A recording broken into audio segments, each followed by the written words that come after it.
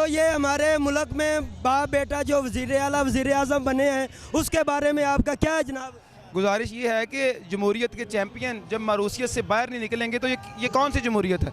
ये किस सोसाइटी में होता है कि एक ही खानदान को नवाजे जाएँ? और पंजाबी की एक कहावत है कि अन्ना वंडे रेवड़ियाँ तो मुड़ मुड़ के अपने बुनियादी तौर पर ये अवाम का गमो गुस्सा है आज वो बना है। तो ये लोग इसीलिए बाहर निकले हैं कि हम इस इम्पोर्टेड हुकूमत को, ये जो साजिश किया जाए हमारे लीडर को इमरान खान को उन्होंने बाहर किया, हम उसको नहीं मानते। और हम हर सतह पे, हर कॉलेज में, हर यूनिवर्सिटी में, हर जगह पे अपना एहतजाज रिकॉर्ड कराते रहेंगे। देखें तो सबसे पहले तो मैं इमरान खान साहब को मुबारकबाद पेश करना चाहता हूं कि पूरी दुनिया की तरह फैसलाबाद में भी उनकी कॉल पे आज हम भरपूर तरीके से इम्पोर्टेड गवर्नमेंट के खिलाफ निकले हैं। और इंशाल्लाह ये दोनों बाप बेटे और इनका जो चाचा चोर गद्दार जो मुल्क को लूट के खा के बाहर चले गया, उसके खिलाफ निकले हैं। और इंशाल्लाह आने वाले इलेक्शन में हम पहले तो मुतालबा ये करते हैं कि इलेक्शन दोबारा करवाया जाए। ये धांधली, ये चोर, हम इनको नहीं मानते और हम ये गद्दारों के फैसले नहीं मानते। और इलेक्शन करवा के हमारे जो लीडर हैं इमरान खान साहब, हम उनकी सपोर्ट में निकले और इंशाल्लाह उनको लेके आएंगे।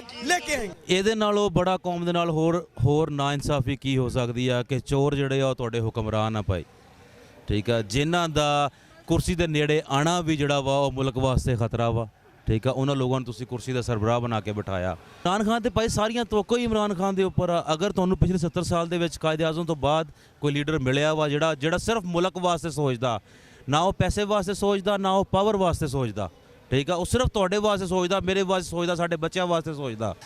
ਸਰ ਮੇਰੀ ਇਹਨਾਂ ਚੋਰਾਂ ਦੇ ਬਾਰੇ ਇਹ ਰਾਏ ਵੇ ਕਿ 35 ਸਾਲ ਤੋਂ ਇਹ ਜਿੰਨੇ ਵੀ ਨੇ ਡੀਜ਼ਲ ਹੋ ਗਏ, ਮੀਆਂ ਨਵਾਜ਼ ਸ਼ਰੀਫ ਹੋ ਗਏ, ਜ਼ਰਦਾਰੀ ਹੋ ਗਏ, ਇਹਨਾਂ ਨੇ ਸਿਵਾਏ ਪਾਕਿਸਤਾਨ ਨੂੰ ਲੁੱਟਣ ਤੋਂ ਇਲਾਵਾ ਕੁਝ ਨਹੀਂ ਕੀਤਾ ਹੈ। ਔਰ ਮੈਂ ਬੜੇ ਇਲਤਮਾਸ ਕਰਦਾ ਵਾਂ, ਬੜੇ ਮੁਦਮਾਨਾ ਗੁਜ਼ਾਰਿਸ਼ ਕਰਦਾ ਵਾਂ ਔਰ ਬੜੇ ਅਦਬ ਦੇ ਨਾਲ ਮੈਂ ਆਪਣੀ ਸੁਪਰੀਮ ਕੋਰਟ ਨੂੰ ਪੁੱਛਦਾ ਵਾਂ ਕਿ ਤੁਸੀਂ ਸੋ ਮੋਟੋ ਐਕਸ਼ਨ ਤੇ ਲੈ ਲਿਆ। ਜਦੋਂ ਆਪਣਾ ਰੂਲਿੰਗ ਦਿੱਤੀ ਆਪਣਾ ਉਹਨੇ ਸਾਡੇ ਆਪਣਾ ਜਿਹੜਾ ਸਪੀਕਰ ਸਾਹਿਬ ਨੇ, ਡਿਪਟੀ ਸਪੀਕਰ ਸਾਹਿਬ ਨੇ ਰੂਲਿੰਗ ਦੇ ਦਿੱਤੀ ਆਪਣਾ, ਉਹ ਤੇ ਤੁਸੀਂ ਸੋ ਮੋਟੋ ਐਕਸ਼ਨ ਲੈ ਲਿਆ, ਠੀਕ ਹੈ ਜੀ, ਤੁਸੀਂ ਲੈ ਲਿਆ ਐਕਸ਼ਨ। ਲੇਕਿਨ ਜਨਾਬ ਚੀਫ ਜਸਟਿਸ ਸਾਹਿਬ ਬੜੇ ਅਦਬ ਦੇ ਨਾਲ, ਜਨਾਬ ਬੜੇ ਅਦਬ ਨਾਲ ਮੈਂ ਚੀਫ ਜਸਟਿਸ ਸਾਹਿਬ ਤੁਹਾਡੇ ਨਾਲ ਕੀ ਕਹਿੰਦਾ, ਮੈਨੂੰ ਮੈਂ ਮਾੜਾ ਜਿਹਾ ਮੈਂ ਠੇਲਾ ਲਗਾਇਆ ਨਾ, ਉਹ ਕੋਈ ਜਿਹੜਾ ਆਪਣਾ ਸਾਡਾ ਸਪੀਕਰ ਸੀ ਜਾਹਲ ਸੀ, ਉਹਨੇ ਪੂਰਾ ਕਾਨੂੰਨ ਪੜ੍ਹ ਕੇ ਆਪਣਾ ਡਿਪਟੀ ਸਪੀਕਰ ਬਣਿਆ ਨਾ, ਕਿ ਸਿਰਫ ਜੱਜ ਸਾਹਿਬ ਵੀ ਸਾਰੇ ਕਾਨੂੰਨ ਪੜ੍ਹੇ ਨੇ, ਆਪਣਾ ਜੱਜ ਸਾਹਿਬ ਵੀ ਇਕੱਲਾ ਕਾਨੂੰਨ ਨਹੀਂ ਪੜ੍ਹੇ। ਇਸ ਵਕਤ ਤੁਸੀਂ ਵੀ ਆਪਣਾ ਕਾਨੂੰਨਦਾਨ ਹੋ, ਸਾਰੀ ਦੁਨੀਆ ਇਮਰਾਨ ਖਾਨ ਨੇ ਕਾਨੂੰਨਦਾਨ ਬਣਾ ਦਿੱਤੀ ਜਨਾਬ, ਸਾਰਿਆਂ ਨੂੰ ਪਤਾ ਕਿ ਆਪਣਾ ਰੂਲਿੰਗ ਕਿੱਥੇ ਦੇਣੀ ਕਿੱਥੇ ਨਹੀਂ ਦੇਣੀ।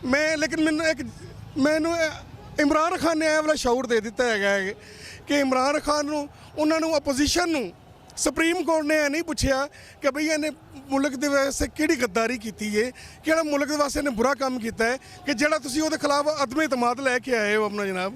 ਅਗਰ ਤੇ ਉਹਨੇ ਦੇਖੋ ਅਮਰੀਕਾ ਨੂੰ ਵੀ ਇਹ ਅਦਾਲਤ ਨੇ ਨਹੀਂ ਪੁੱਛਿਆ, ਆਪਣਾ ਉਹਨੂੰ ਪੁੱਛਣਾ ਚਾਹੀਦਾ ਸੀ ਆਪੋਜੀਸ਼ਨ ਨੂੰ। ਔਰ ਅਮਰੀਕਾ ਨੂੰ ਖਾਨ ਨਾਲ ਕੋਈ ਆਪਣਾ ਜਿਹੜਾ ਨਹੀਂ ਹੈ, ਕੋਈ ਬਗਾਵਤ ਨਹੀਂ, ਉਹਨੂੰ ਸਿਰਫ ਔਰ ਸਿਰਫ ਉਹ ਜੋ ਅੱਗੇ ਜਾ ਕੇ ਕਹਿੰਦੇ ਨਾ ਈਯਾਕ ਨਾਬੁਦੁ व ਈਯਾਕ ਨਸਤਾਈਨ, ਉੱਥੇ ਜਾ ਕੇ ਉਹਨਾਂ ਅੱਗੇ ਨਹੀਂ ਝੁਕਦਾ। ਹਾਂਜੀ, ਉਹ ਅੱਲਾਹ ਤੇ ਅੱਲਾਹ ਦੇ ਰਸੂਲ ਦਾ ਨਾਮ ਲੈਂਦਾ ਪੂਰੀ ਦੁਨੀਆ ਦੇ ਵਿੱਚ। ਇਸ ਬਾਰੇ 'ਚ ਮੈਂ ਇਹੀ ਕਹਾਂਗਾ ਕਿ ਅਸੀਂ ਜਦੋਂ ਦੇ ਪੈਦਾ ਹੋਏ ਅਸੀਂ ਉਹਨਾਂ ਨੂੰ ਹੀ ਦੇਖ ਰਹੇ ਹਾਂ। ਕੋਈ ਨਏ ਬੰਦੇ ਨੂੰ ਆਉਣਾ ਚਾਹੀਦਾ। ਇਮਰਾਨ ਖਾਨ जिंदाबाद, वेरी गुड, इमरान खान जिंदाबाद। इमरान खान सब के लिए बहुत अच्छा है, ईमानदार लीडर है, सब मिलके उसको लाओ यार। सर पहले नंबर ते असी ये जलसे च नहीं आए, असी एक मैसेज ते आए हैं जिथे जेड़ा पूरे पाकिस्तान च दिता गया। जलसा होंदा है जिथे असी गए सी इस्लामाबाद, ਜਦੋਂ ਅਸੀਂ ਗਏ ਸੀ ਆ ਹੁਣ ਕਰਾਚੀ ਜਲਸਾ ਹੋ ਰਿਹਾ। ਇਹ ਤੇ ਸਿਰਫ ਇੱਕ ਇਮਰਾਨ ਖਾਨ ਦਾ ਮੈਸੇਜ ਹੈ ਕਿ ਨਿਕਲੋ, ਤੇ ਅਸੀਂ ਨਿਕਲ ਆਏ ਆ। ਇੱਕ ਗੱਲ, ਦੂਸਰੀ ਗੱਲ ਤੁਸੀਂ ਕੀਤੀ ਵਜ਼ੀਰ ਆਜ਼ਮ ਦੀ। ਵਜ਼ੀਰ ਆਜ਼ਮ ਭਾਈਜਾਨ ਇਹ ਤੇ ਕਦੀ ਜ਼ਿੰਦਗੀ 'ਚ ਰਹੇ ਹੀ ਨਹੀਂ। ਇਸ ਗੱਲ ਦਾ ਸਾਨੂੰ ਹੁਣ ਪਤਾ ਲੱਗ ਗਿਆ। ਉਹ ਇਸ ਵਜ੍ਹਾ ਤੋਂ ਕਿ ਅਗਰ ਇਹ ਵਜ਼ੀਰ ਆਜ਼ਮ ਹੁੰਦੇ, ਜਿਵੇਂ ਖਤ ਹੁਣ ਆਇਆ, ਇਸ ਤੋਂ ਪਹਿਲਾਂ ਵੀ ਕਈ ਆਏ ਹੋਣੇ ਨੇ, ਉਹ ਵੀ ਬਾਹਰ ਨਿਕਲਦੇ।